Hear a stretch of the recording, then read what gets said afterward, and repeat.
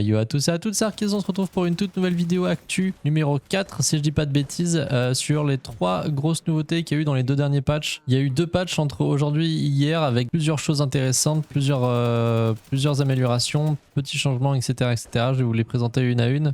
Avant de commencer la vidéo, n'hésitez pas à vous abonner à la chaîne. Je fais des vidéos actus sur Heroes of Valor et vidéos gameplay, le nouveau Battlefield Heroes qui est en accès anticipé. Je sors également des contenus verticaux avec des clips qui sont assez coolos et je vais me remettre mettre au stream sur Twitch, donc n'hésitez pas à aller checker tout ça. Je vous en remercie. Ils ont donc ajouté une nouvelle arme, le VZ26. Chez les Nations, donc chez les Axis, pour remplacer le bar, donc c'était l'arme à distance, l'arme on va dire heavy automatique qui tire à distance. C'est une arme qui a l'air de faire 8 dégâts par 8 dégâts sur le hit et qui a l'air relativement précise avec un petit chargeur. Très intéressante sur 2 choses, c'est que le fait que l'arme soit intéressante en elle-même et aussi le fait qu'ils aient ajouté une nouvelle arme. Donc ça veut dire que ça va commencer là, les patchs ont été nombreux déjà depuis la mise à jour de la refonte des personnages. Ça avance petit à petit, mais en ce moment ça avance très vite. On n'avait pas eu de patch pendant très longtemps et là on commence à avoir des choses assez intéressantes. Dont ce fait là qui est une nouvelle arme, même si c'est un remplacement, ça reste une nouvelle arme, c'est arme d'équilibrage, etc. Donc c'est très intéressant. À voir si elle est cheatée ou pas. Dans la deuxième partie du gameplay, vous allez voir où je change de classe, je vais la jouer, vous pourrez avoir votre propre avis. Deuxième point dans les éléments importants et phares de cette mise à jour, c'est l'ajout de la version nuit de Coastal Conflict, donc la map avec le phare. Donc variante de nuit, super intéressant, ça veut dire que des variantes vont commencer à arriver petit à petit sur les différentes maps à mon avis, ça va ajouter de la diversité. Et puis c'est aussi relativement nostalgique, hein, l'ancienne avec toutes les maps qui étaient adaptées en nuit, en neige, Halloween, etc., etc., etc.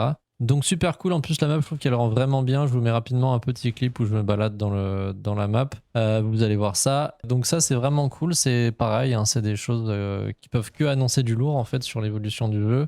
Pour moi, c'est quelque chose de très superficiel, le fait qu'ils aient ajouté la nuit sur les cartes, etc. C'est vraiment pas une priorité, mais s'ils l'ont fait, c'est qu'ils veulent quand même montrer, à mon avis, qu'ils travaillent sur plusieurs choses en même temps et plusieurs choses intéressantes qui peuvent hyper du monde. Et dernier point sur les choses importantes qui sont sorties, c'est la contestation des points de spawn. Donc ça veut dire que sur la map, vous allez voir différents moments dans le gameplay, quand une personne va être en train de capturer un point, on pourra plus spawn dessus. Donc vraiment le point sera barré, on pourra vraiment pas spawn dessus. Donc ça peut amener quelque chose de relativement stratégique dans la partie. Et ça empêche que les points soient imprenables en fait, on respawn directement dessus, on tue la personne qui est en train de le cap, etc. etc. Mais étant donné qu'ils ont ajouté beaucoup de temps pour la capture des points, des drapeaux, en tout cas quand on est tout seul, j'ai un peu peur que les gens prennent pas le temps spécialement de capturer les points.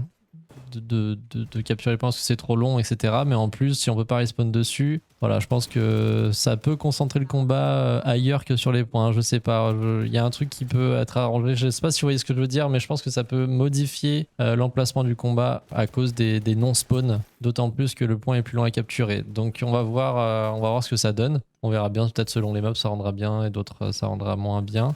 Désolé, moi je me suis compris, mais je sais pas trop comment expliquer mon point de vue, mais vous avez sans doute compris.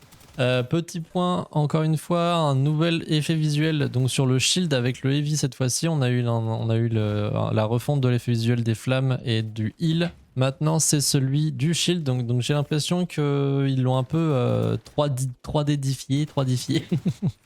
Globalement, c'est des icônes 3D qu'il y a autour du personnage, avec le bouclier bleu et plus une espèce d'animation holographique. Voilà, donc ça c'est mieux ou moins bien, je sais pas trop. En tout cas, voilà, c'est un changement qu'il y a sur les effets visuels. Ce qui est sûr, c'est que l'effet est plus fluide et plus net, donc tant mieux. Après, que ce soit 3D ou pas 3D, je sais pas trop quoi en penser. J'ai un peu peur qu'ils prennent une direction un peu bizarrement là, avec la refonte des personnages. Il y a un peu un délire Barbie et Ken, Playboy chelou là, sur la DA des personnages, certaines fois sur certains visages, j'ai l'impression.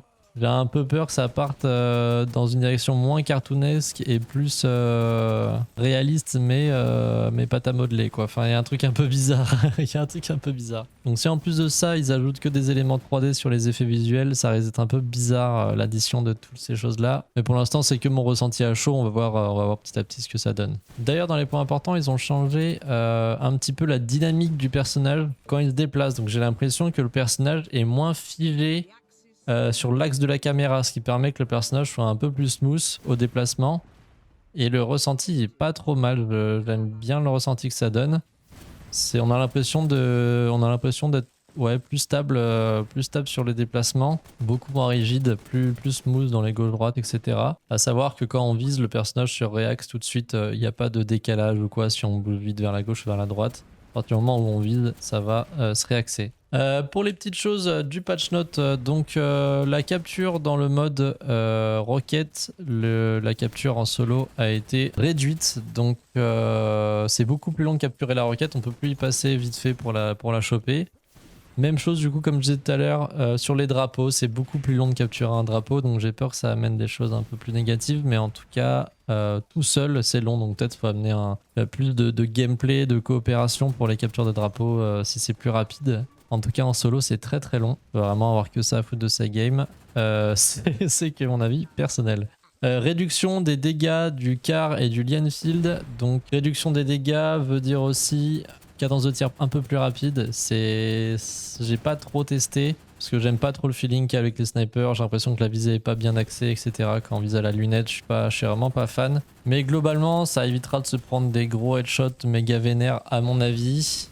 Après, à voir ce que ça dit, étant donné qu'il y a quand même pas mal de joueurs sur certaines maps qui jouent les snipers. C'est vite un dégoût. Donc à voir s'ils peuvent tirer un peu plus vite avec plus de balles ou quoi. Donc, bref, bon, changement sur les dégâts, le temps de rechargement et le chargeur des armes sniper. Une petite refonte sur les lancers des kegs. Moi je suis pas du tout expert au gunner, mais j'ai l'impression que le keg est plus lourd effectivement. Il roule plus longtemps par terre, il rebondit moins, il est lancé moins loin, etc. Il faut vraiment le vouloir pour le lancer loin, il faut vraiment viser très haut, etc. Moi, je me rends pas spécialement compte parce que, comme je disais, je l'ai pas extrêmement joué avec le gunner, mais globalement, ça a été refonte. Donc, il y a une sensation un peu plus de lourdeur, je pense, sur les éléments de lancer. Réduction massive du recul sur les armes semi-auto, donc on pense aux snipers, hein, les armes sniper semi-auto et du medic. Pareil, j'ai pas testé, mais à mon avis, ça va être très très fort. Hein, si c'est comme on le pense, je pense que ça va être très très fort. En termes de changement visuel et des animations, on a eu un changement sur l'effet de l'eau dans Victory Village. La partie que vous voyez dans la vidéo, c'est une partie qui est à jour avec les deux patch notes. J'ai pas trop vu de différence en regardant le clip de l'eau, mais apparemment c'est bien, vous irez voir vous-même. Voilà, il y a juste ça, c'est un petit changement visuel en tout cas sur la map. Également un petit changement léger sur l'éclairage de Victory Village. Bon, j'ai pas vu extrêmement de différence pareil, hein, c'est dur de voir la différence comme ça sans avoir un avant-après, mais j'ai l'impression que la map est un peu plus sunset, quoi, un peu plus orangé, un peu plus sunset, je sais pas si vous voyez ce que je veux dire quand je dis un peu plus sunset à mon avis.